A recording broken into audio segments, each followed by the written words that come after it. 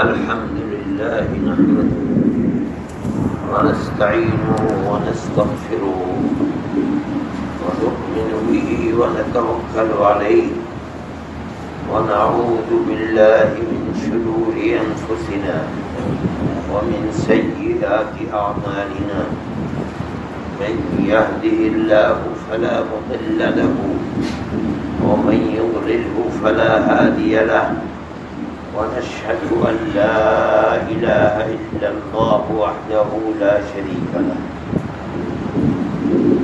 ونشهد أن سيدنا ومولانا محمدا عبده ورسوله أما بعد کل سے برسوں سے اس حدیث پر جو رمضان کے متعلق ہمارے آقا حضرت محمد صلی اللہ علیہ وسلم نے بیان فرمائی ہے، جس کا حاصل تھا کہ جس شخص نے رمضان کے روزے رکھے، پابندی کی، حق ادا کیا، دو شرطوں کے ساتھ، ایمان کے ساتھ، یعنی اللہ کا کسی کو شریک نہیں بنایا، اللہ کے سوا کسی کو معبود نہیں مانا، اللہ کے سوا کسی سے بھیک نہیں مانگی، کسی کے پاس نہ ختم ہونے والے خزانے ہیں، اللہ کے سوا کسی کے پاس نہیں ہیں، اس کا عقیدہ رکھا۔ اس کے ساتھ ساتھ حضرت محمد صلی اللہ علیہ وسلم کو سچا رسول مانا، انہوں نے جو کچھ فرمایا وہ حق ہے، جو کیا وہ حق ہے۔ اس عقیدے کے ساتھ جس نے رمضان کے روزے رکھے، اور دوسری چیز ہے کہ جو روزے رکھے، عبادت کی، سجدے کیے، دعا مانگی، قرآن پڑھا، وہ سب اللہ کی رضا اور آخرت کے لیے پڑھا، دنیا کے لیے نہیں۔ روزے رکھے اللہ کی رضا کے لیے، آخرت کو آباد کرنے کے لیے، نماز پڑھی اللہ کی رضا کے لیے، آخرت کو آباد کرنے کے لیے، دعا مانگی اللہ کی رضا اور اپنی آخرت کو آباد کرنے کے لیے، ان دو شرطوں کے ساتھ، یعنی عقیدہ بھی صحیح اور عمل بھی صحیح۔ جس کسی نے رمضان کے روزے رکھے تو اس کے پہلے سارے گناہ معاف ہو گئے، غفر له ما تقدم من ذنبه۔ قرآن میں اللہ نے فرمایا ہے، بنیاد یہ ہے کہ ان الحسنات یذہبن السیئات، اچھا عمل، اچھا عقیدہ، عبادت بشرطے کہ اچھی ہو۔ کیا مطلب ہے؟ ایمان کے ساتھ ہو، احتساب کے ساتھ ہو، یعنی دکھاوے کے لیے نہ ہو، دنیا کے لیے نہ ہو، بلکہ اللہ کے لیے ہو۔ ہر اچھا عمل گناہوں کو مٹاتا ہے، گناہوں کو لے جاتا ہے۔ آدمی نماز پڑھتا ہے، نہیں وضو کرتا ہے تو اللہ کے نبی فرماتے ہیں ہاتھ دھوئے تو ہاتھ کے گناہ جڑ گئے، دھل گئے۔ کلی کی تو منہ کے گناہ جڑ گئے، پیر دھوئے، مسح کیا، سب حسنات ہیں، اچھے کام ہیں، گناہ دھل رہے ہیں۔ پھر بھی اگر بچ گئے تو اب وضو کر کے مسجد کی طرف چل رہا ہے، ہر قدم پر گناہ جھڑ بھی رہے ہیں، معاف بھی ہو رہے ہیں، حسنات بڑھتے چلے جا رہے ہیں، درجات بلند ہو رہے ہیں۔ پھر مسجد میں جا کر نماز پڑھتا ہے، شرط وہی ہے، ایمان بھی مکمل اور احتساب، اللہ کی رضا کے لیے نماز پڑھتا ہے۔ پھر گناہ جس طرح درخت کے پتے جھڑتے ہیں اس طرح گناہ جھڑ جائے، اگر رہ گئے اور اگر سب ختم ہو چکے گناہ تو درجات بلند ہوتے ہیں۔ یہ ضابطہ اور اصول ہے کہ عمل صالح آدمی کرتا ہے ایمان کے ساتھ، احتساب کے ساتھ، اپنے اللہ کو راضی کرنے کے لیے بس، تو ہر عمل صالح گناہوں کی مغفرت کا سبب بنتا ہے۔ بعض روایات میں آتا ہے کہ اگر کسی اندھے کا ہاتھ پکڑ کر وہ جہاں جانا چاہتا ہے، کسی آدمی نے ہاتھ پکڑ کر وہاں تک پہنچا دیا تو اگلے اور پچھلے سارے گناہ معاف کر اللہ کر دے گا۔ قرآن نے ایک ضابطہ اصول دیا ہے کہ اچھے عمل گناہوں کی مغفرت کا سبب ہے۔ رمضان بھی اچھا عمل ہے، اللہ کی رحمت کی بارش ہو رہی ہے رات اور دن، مومن بھوک اور پیاس، گرمی میں، لو کے زمانے میں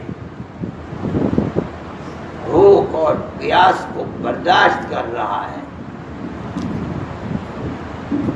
یہ حسن عمل ہے۔ وہی دو شرطیں جو ہر عمل کے لیے ضروری ہے، ایمان اور احتساب، کہ جو عمل کر رہا ہے اپنے مولا کی رضا کے لیے کر رہا ہے، وہ مولا جس کا کوئی شریک نہیں ہے، نہ کوئی معبود ہے، نہ کوئی خزانوں کا مالک ہے اس کے سوا۔ اسی مولا نے سچے رسول بھیجے ہیں ہدایت کے لیے، اور جو کچھ کر رہا ہوں وہ اسی کی رضا کے لیے کر رہا ہوں۔ اگر انسان نے کوئی بھی عمل صالح کیا ان شرطوں کے ساتھ تو قرآن کہتا ہے کہ مغفرت ذنوب، گناہوں کی معافی ہے۔ لیکن یہ بھی ایک ضابطہ ہے کہ کن گناہوں کی معافی ہے۔ ہر گناہ معاف نہیں ہوتے،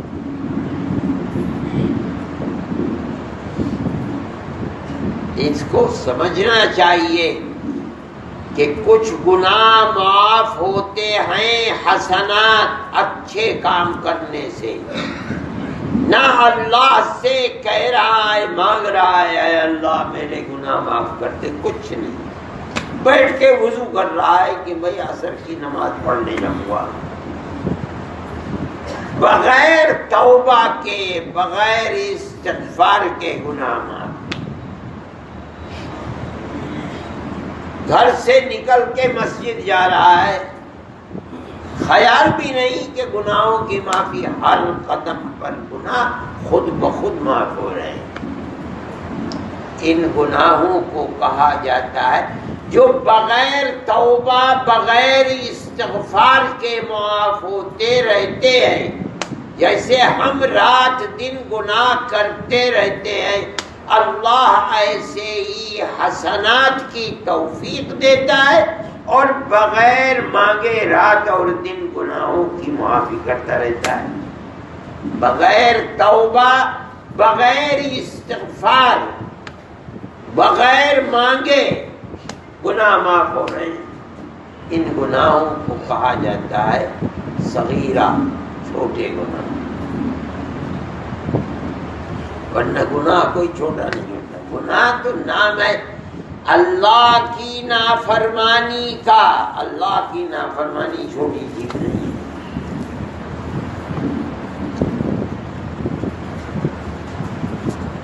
اس کے علاوہ جو بڑے گناہ ہیں وہ دو طرح کے ہیں۔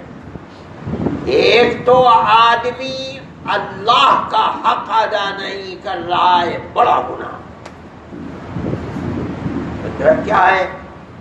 اللہ نے قرآن میں یا رسول اللہ نے حدیث میں ایسا گناہ کرنے والے کو جہنم کا ڈر دلایا، یہ کرے گا تو جہنم میں جائے گا، یہ بڑا گناہ۔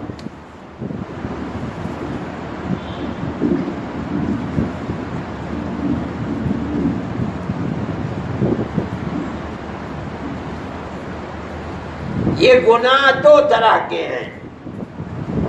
ایک تو اللہ کا گناہ ہے، جیسے آدمی شراب پیتا ہے،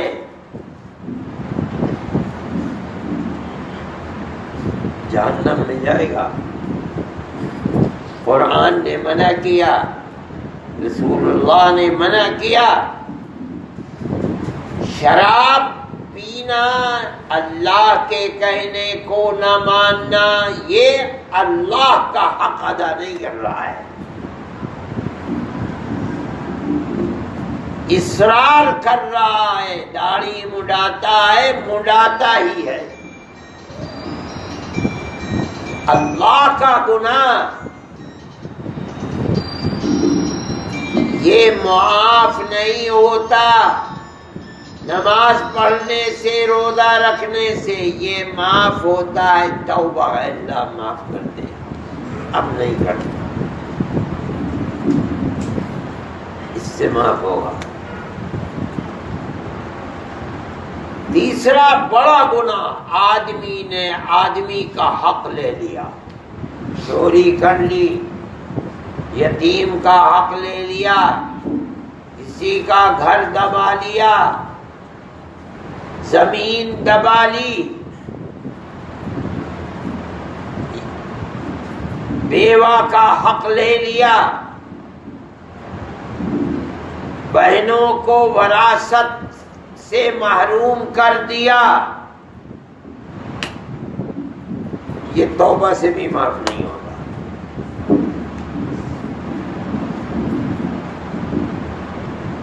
اب جو فرمایا ہے غفر لہ ما تقدم من ذنبہ، جس نے رمضان کے روزے رکھے، ایمان بھی صحیح رکھا اور نیت بھی صرف اللہ کی رضا کی نیت کی، اس کے سارے گناہ معاف ہو گئے، چھوٹے گناہ۔ بعض لوگ کہتے ہیں بڑے گناہ بھی وہ جو اللہ کا حق تھا، شراب پیتا تھا، رمضان کے روزے رکھے، رمضان آیا چھوڑ دیا، دل میں یہ بات ہے اب نہیں رکھوں گا،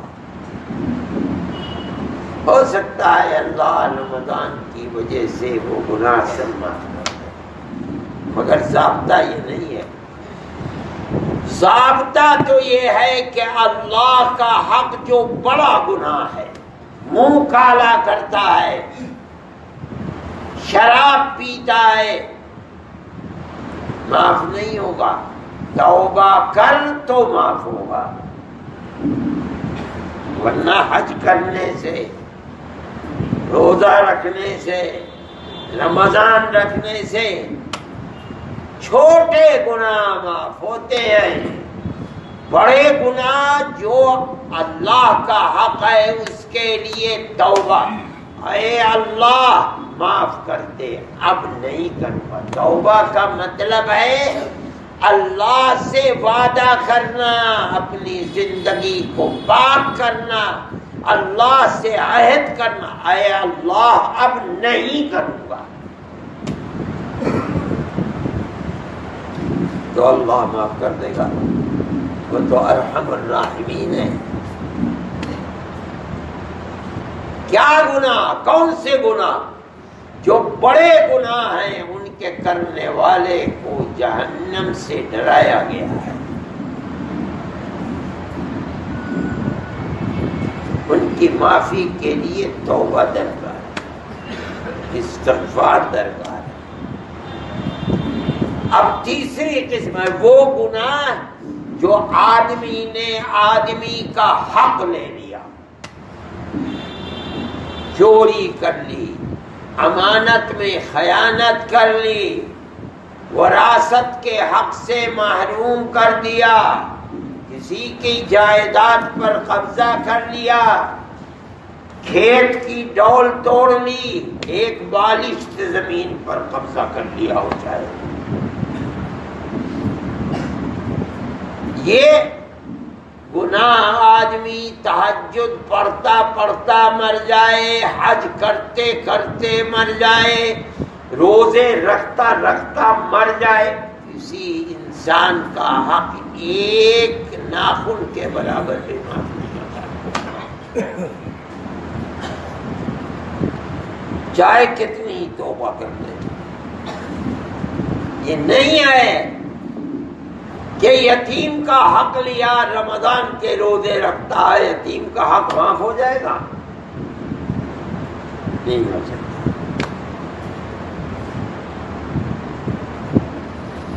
یتیم کا حق حج کرنے سے معاف ہو جائے گا، نہیں ہوگا۔ چوری کر لی اور حج کرتا ہے، عمرہ کرتا ہے، معاف ہو جائے گا۔ انسان کا حق جو معاف ہو سکتا ہے وہ تو صرف دو طرح سے، یا تو جس کا حق لیا ہے اس کا حق دے دے زندگی میں، اور یا ہاتھ جوڑ کر پیر پکڑ کر معاف کرا دے۔ اگر بغیر دیے اور بغیر معاف کرائے موت آ گئی تو چاہے کتنا ہی بڑا تبلیغی تھا، کتنا ہی بڑا عالم شیخ الحدیث تھا، کتنا ہی نمازی تھا، کتنا ہی بڑا حاجی تھا، حق آدمی کا معاف نہیں ہو سکتا،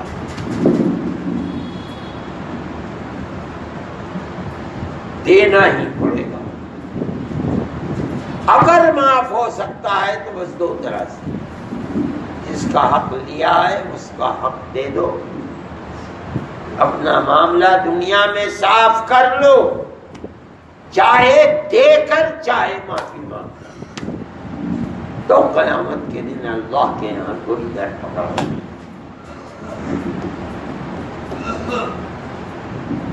حدیث میں آتا ہے کہ اللہ کے نبی نے فرمایا کہ غیبت زنا سے بھی زیادہ بڑا گناہ ہے۔ صحابہ نے عرض کیا یا رسول اللہ، غیبت زنا سے بھی بڑا ہے؟ میں ہاں، زنا کرنے والا بدکاری، منہ کالا کرنے والا منہ کالا کرتا ہے، اللہ سے بھیک مانگتا ہے، حقوق اللہ، اللہ کے کہنے کو نہیں مانتا، اب بھیک مانگ رہا ہے، اللہ معاف کر دے، بڑھاپا آ گیا، قبر میں پیر لٹکے ہوئے ہیں، اے اللہ اب نہیں کروں گا، معاف کر دے، اللہ معاف کر دے گا؟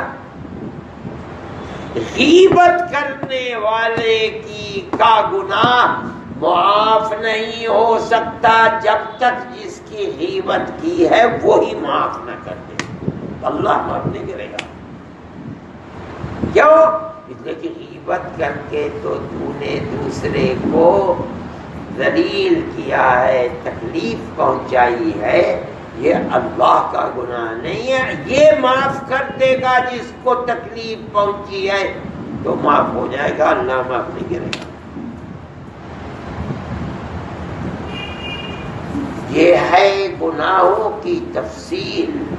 اس لیے اس حدیث میں جو فرمایا ہے غفر لہ ما تقدم من ذنبہ، یہ نہیں سمجھنا چاہیے چھوٹے گناہ بھی معاف، شراب بھی معاف، اور بندوں کے جو گناہ جو لیا تھا وہ بھی معاف، جس یتیم کا حق لے لیا وہ بھی معاف، جس کی زمین دبا لی وہ بھی معاف، نہیں نہیں نہیں۔ چھوٹے گناہ جو آدمی کے ہوتے ہیں، نظر اٹھ گئی، نظر کسی اجنبی پر پڑ گئی، پھر نظر کو بچا لیا، خیال آ گیا، اس طرح کے جو چلتے پھرتے ہر وقت گناہ ہوتے رہتے ہیں، ان گناہوں کی معافی۔ لیکن وہ گناہ جو بڑے گناہ ہیں جن پر جہنم کی وعید ہے، اگر کرو گے یہ گناہ تو جہنم میں جائے، اس کے لیے توبہ درکار ہے۔ اور اگر انسان نے کسی انسان کا حق دبا لیا، کسی کو تکلیف پہنچائی، ناحق مارا، غیبت کی، ذلیل کیا، گالی دی، کسی مصیبت میں ڈال دیا، جیل میں پہنچا دیا ناحق، چاہے کتنے ہی رمضان کے روزے رکھ لے معاف نہیں ہوں گے، جب ہی معاف ہوں گے وہ خود معاف کرتے تو معاف ہو جائے گی۔ عبادت کرنے سے، توبہ کرنے سے، معافی مانگنے سے اللہ معاف کر دے۔ حق لیا یتیم کا، اللہ سے کہتا ہے اللہ معاف کر دے۔ ایسی اندھیر نگری چوپٹ راج نہیں ہے، یہی معاف کر دے گا تو معاف ہو جائے گا، اور نہیں تو حق کل قیامت کے دن دینا ہی پڑے گا، اور قیامت کے دن انسان کے پاس کچھ نہیں ہوگا علاوہ اس کے عمل کے، اپنی نماز، اپنا روزہ، اپنا حج، اپنا صدقہ، یہی دے کر کے پیچھا چھوڑانا پڑے گا۔ اور اگر سب ختم ہو گیا اور لوگ کہہ رہے اللہ نے ہمارا حق تو ملا ہی نہیں، تو جن کا حق دنیا میں لیا تھا ان کو گناہوں سے ہلکا کیا جائے گا، اور جس نے حق لیا تھا اس کے اوپر گناہوں کا بوجھ ڈال کے جہنم کا کنڈا بنا دیا جائے گا۔ یہ ہے ضابطہ۔ یہ نہ سمجھنا چاہیے کہ رمضان کے روزے رکھنے سے جو گناہوں کی معافی ہے وہ سارے گناہ معاف جو کیا تھا، یہ نہیں ہو سکتا، یہ اصول نہیں ہے۔ چھوٹے گناہ معاف ہوتے ہیں، جو بڑے گناہ ہیں اللہ کے حقوق، جو اللہ کا حق آدمی نہیں دے رہا ہے، داڑھی مڈا رہا ہے، شراب پی رہا ہے، بدکاری کر رہا ہے، یہ وہ حقوق جن کے لیے توبہ درکار ہے۔ توبہ کرے گا معافی ہے۔ کچھ وہ بھی گناہ جو توبہ سے بھی معاف نہیں ہوئے، وہ کیا؟ آدمی نے آدمی کا حق لے لیا، وہ توبہ سے بھی اوپر ہے۔ کس کو معاف کرانے کے لیے؟ تو جس کا حق لیا ہے یا اس کو دے دینا یا ہاتھ جوڑ کر پیر پکڑ کر معاف کرانا۔ اگر ہو گیا معاف اور اگر نہیں تو عبادت اسے معاف نہیں کرا پائے۔ اس کو سمجھنا چاہیے۔ اگر کسی کا حق گردن پر ہے تو موت سے پہلے اس کو معاف کرا لینا چاہیے یا ادا کر دینا چاہیے، نہیں تو کل قیامت کے دن دینا ہی پڑے گا۔ اللہ ہم کو موت دے تو اس طرح دے کہ ہماری گردن پر کسی کا کوئی حق نہ ہو۔ اللہ ہماری دنیا کو بھی آباد فرمائے اور ہماری آخرت کو بھی آباد فرمائے، ہمارے دلوں کے اندر خوف آخرت پیدا فرمائے، عمل صالح کی طلب پیدا فرمائے اور معصیت سے بچنے کی سعادت